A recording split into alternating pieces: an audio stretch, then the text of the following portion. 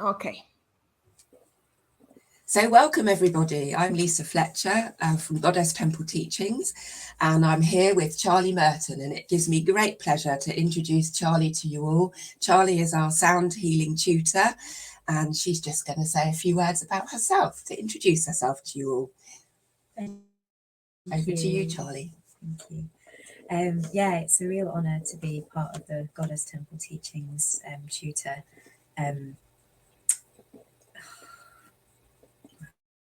Words are just totally going. I'm so sorry. It's okay.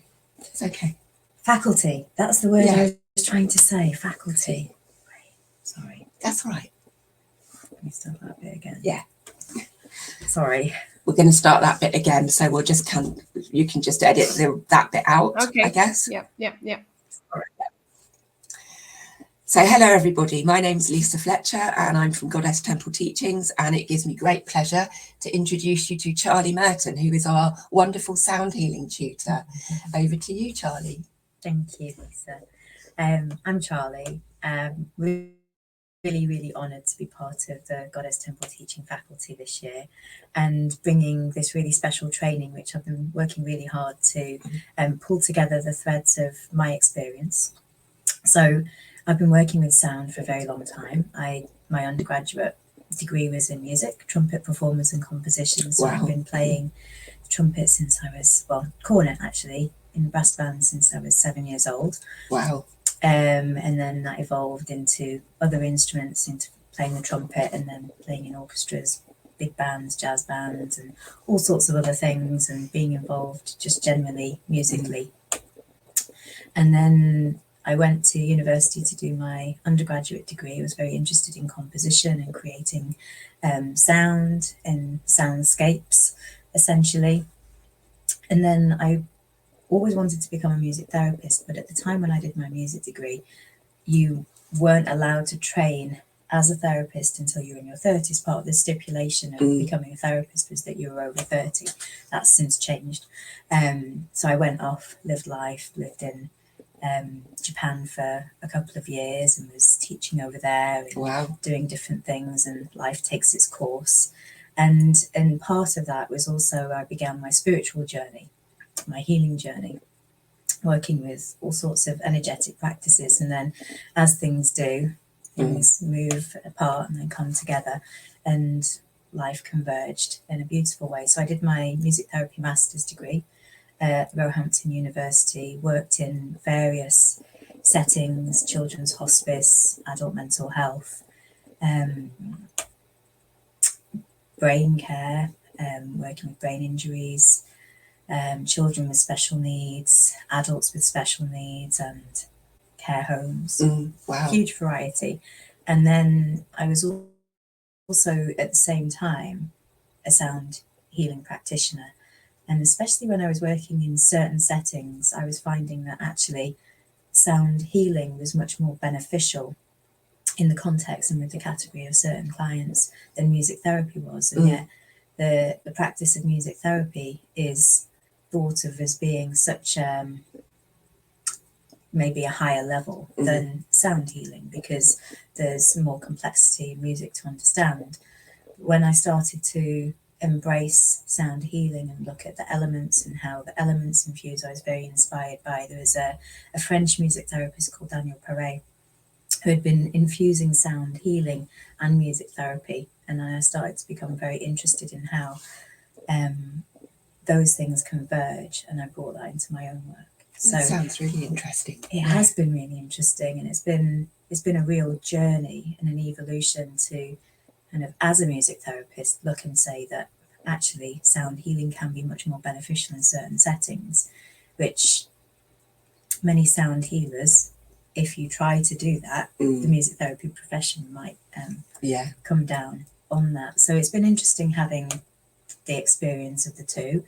So this training that I've created and pulled together is weaving together what I feel to be components of both of those parts. So something that I think is missing a lot in sound healing trainings is how to create a therapeutic space, holding space, a containing space, safe practices, and how to hold whatever comes up for people when they are in the midst of a sound journey or in a healing. So to be able to hold the difficult, complex emotions, to be able to give meaning to what is needed to give meaning to.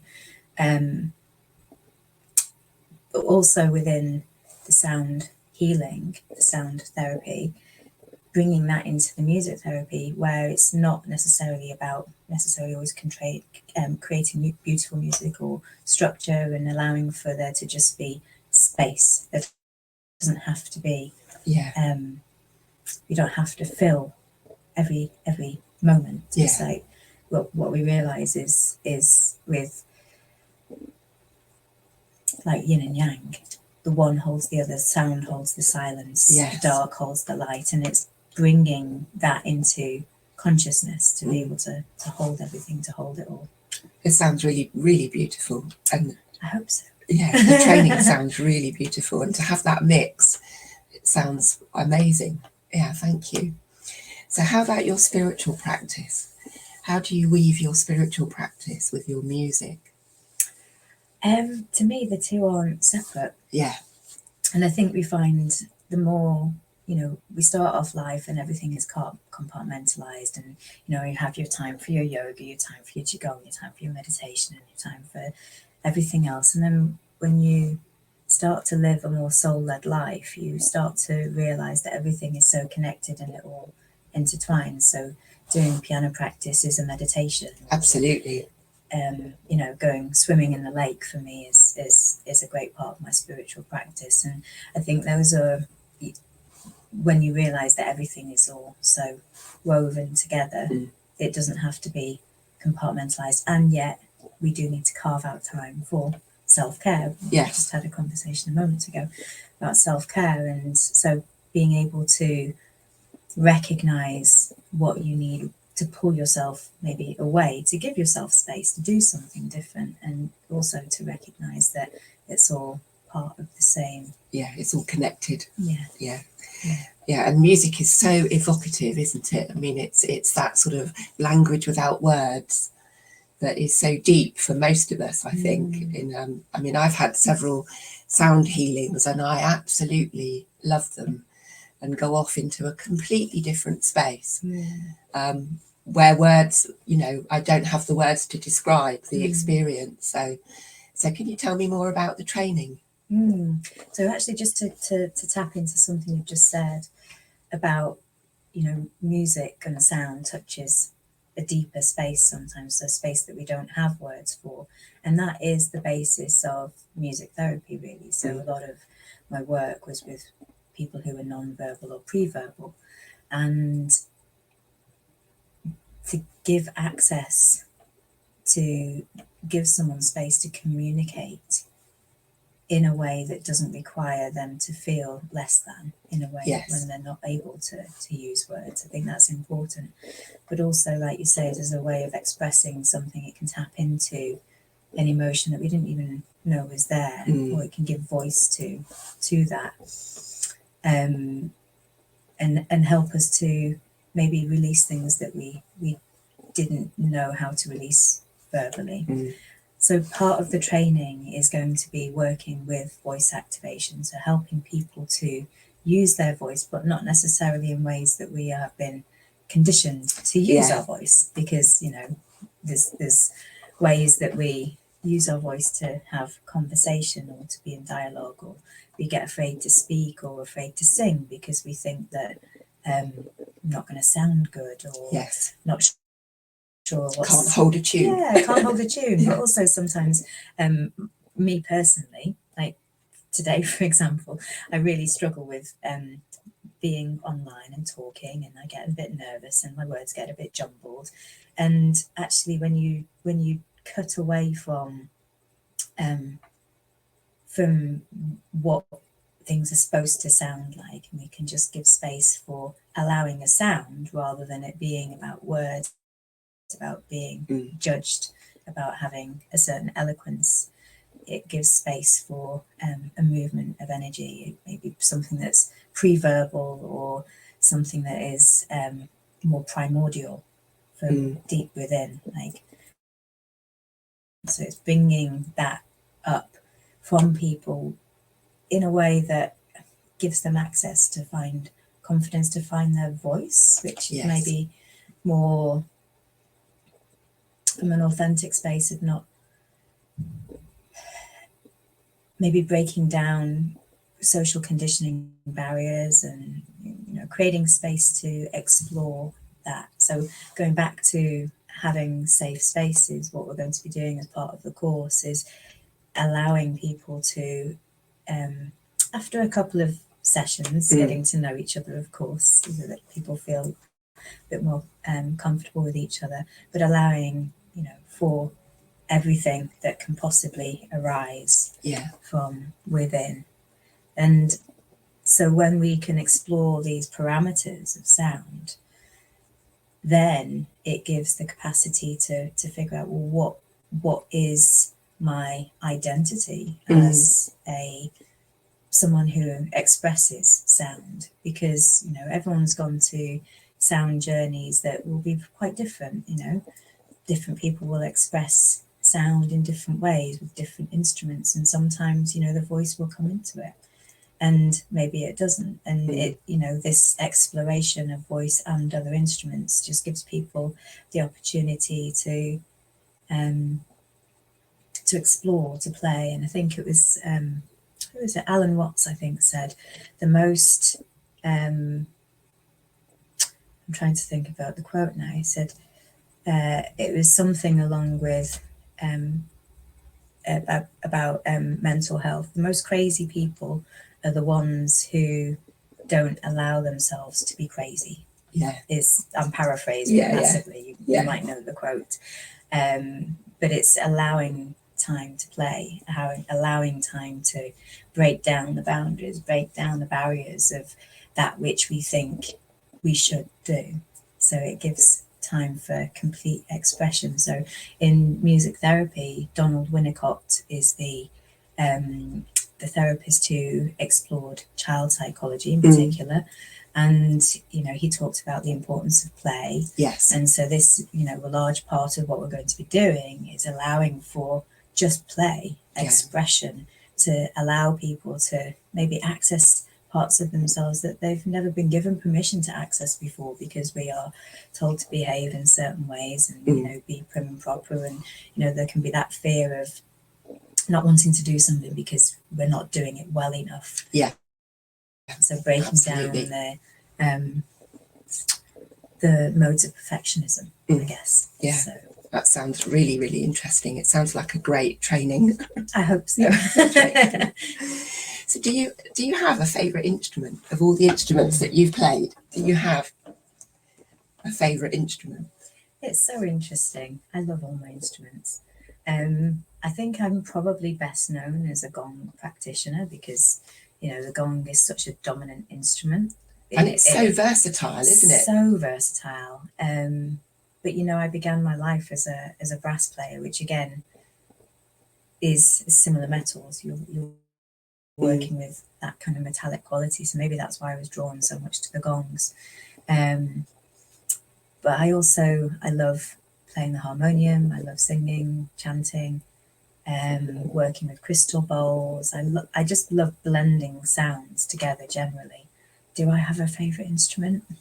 I think it depends on my mood, honestly. Yeah, absolutely. It does. It absolutely depends on my mood. And I think also my expression through the instruments has changed a lot over the last, 15 years. From, you know, I first just had a beautiful collection of bowls that I gathered from traveling and traveling to India and then studying the bowls in India a little bit. And I always wanted a gong, but I could never afford them because they're such expensive instruments. And so then it was one of those things where it was always an aspiration to get a gong. So it was almost finally getting my first gong was like, finally. Having been around the gongs for many times and played many years and played them, but never having my own, it finally felt like quite an accomplishment to finally have And I've heard your gong, because you came and did a sound journey that I was part of in February, and that was the gong was, I never knew that gongs could make so many different sounds. It was incredible. Yeah, the sound that came from the gong. So yeah, they really do speak. But I think what's really beautiful to remember it, and like with any instrument, it's about developing your relationship with the instrument. So as long as you're learning to play an instrument, you're learning to see how the instrument wants to talk to you. But every instrument is so different. Gong to gong, trumpet to trumpet, piano to piano. There's a different quality with each of the instruments. And Don Conroy, who was one of my teachers in the gong, he says, you don't play the gong plays you. Yes, and I love that. And I think that's the same with many instruments. It's like you merge with the instrument so that you become a channel. And that's part of, I think most musicians are a channel, actually. There can be this separation where, I grew up playing in a brass band with 30 men, and these men would say that they weren't spiritual. They'd be swigging lager and all sorts, but yet they could make these instruments talk in such beautiful ways, and they didn't identify themselves as being spiritual beings. And I'm like, well, how can you not be? You're using your breath to create such beautiful music, and not just individually, but in a large group. So there's that great connection that comes when people play together, when people sing together, when people join together in that community of creating sound and creating music. Yeah, thank you. That's really interesting. And how about the goddess community? How did you become part of the goddess community? So I did the goddess temple teaching Spiral 1, Spiral 2. Was that the Priestess of Avalon? Priestess of Avalon training. A couple of years ago. Can't remember quite when now. It's all blurred together a little bit. And I was very honoured to be asked by Luna originally to consider how I could bring my training and experience to Goddess Temple teachings to deliver a sound healing training, which was a gap in the offerings here. But working with Goddess Temple and the teachings of the goddess has been something that's been in my life for quite some time. Kind of in the background, I first met a beautiful woman who was a high priestess and crystal healer, and she was my crystal healing teacher in 2007. And she introduced me to this way of being, and really was a pivotal point in my life. She really supported me at a time when I was going through a major transition. I'd been married, I was leaving a difficult marriage, I was getting divorced, dealing with all sorts of complexities around that. And the teachings and working with this spiritual practice, connecting to the power of the goddess and the honouring of the feminine, which was something that had been missing in my life, really helped me. And now it's nice to be able to give back into that community to maybe help other women where maybe they've not had that support or not had that acceptance. Thank you. Thank you. And do you have one piece of advice for someone that might be considering doing the sound healing course? Do you have any advice for someone that's not sure if they are a sound healer? I think what I've tried to do with this is it's quite a wholesome practice, a wholesome course. And what I mean by that is there's a lot that goes into being a sound healer. It's not just learning to play a few instruments and banging a few gongs, which is what it is thought to be in some cases. And so this is about a journey into knowing yourself and to really getting to know who you are so that you can express that and also just notice also what's you and what's not you, so that when you're holding space for other people, you can identify what needs to be adapted to, changed to, because it's not about having a script that you do the same sound journey every time. Absolutely. Everything needs to be bespoke and appropriate to the energy that you find in a space. And I think that's a key thing. It's not about learning a song and playing it beautifully. There may be a space for that, but it's a different space. So it's being able to really identify yourself, another, and how the space between you and another, or you and others, come together to create a whole different dynamic, a whole different energy. So what I mean by that is, and what I'm trying to get to the point of, is that this is so much more than learning to play a few instruments. Yes, absolutely. It's working with energy, it's looking at different systems of energy, it's looking at different philosophies, and how essentially the beginning was the Word and the Word was God, essentially, or goddess, and that comes down to what is the Word. Well, word is vibration, not a Brahman. Everything is sound, everything is vibration, everything began from sound.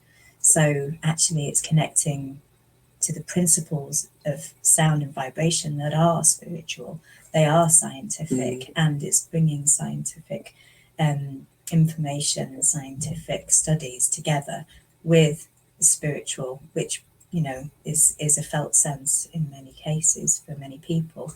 And some people don't need evidence and some people do. But what I'm trying to do with this is to bring the research, the study together with the felt sense, so that maybe there can be more of a marrying between a cynicism and a skepticism, and being able to evolve spiritually. I hope that answers the question. Thank you. Yes, it does. It really does. Yeah, thank you very much. That was a question from that I have, about whether or not someone who might be sort of thinking about it but not sure. Yeah, and that was really helpful. Thank you. So just to go on a little bit from that, is something that people do ask is, I'm not musical, or I can't sing. Yeah. And does it matter? I would say yes and no. And what I'm trying to do in this course as well is I'm bringing in basic elements of music theory, which the principles will help to understand what's actually happening in someone's body, but also within a sound journey.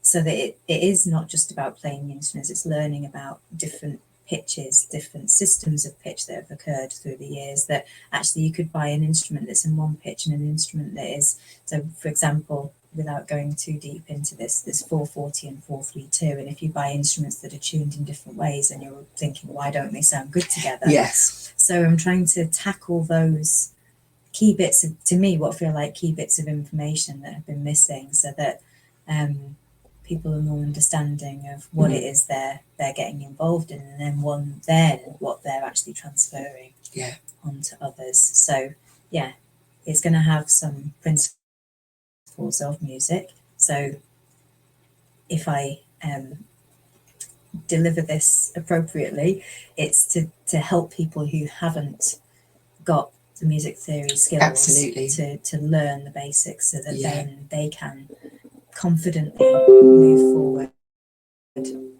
and support through the basics of sound. Brilliant. That was wonderful. Thank you so much for joining us. And yes, I shall look forward to seeing the training happening. Me Thank too. you, Charlie. Thank you.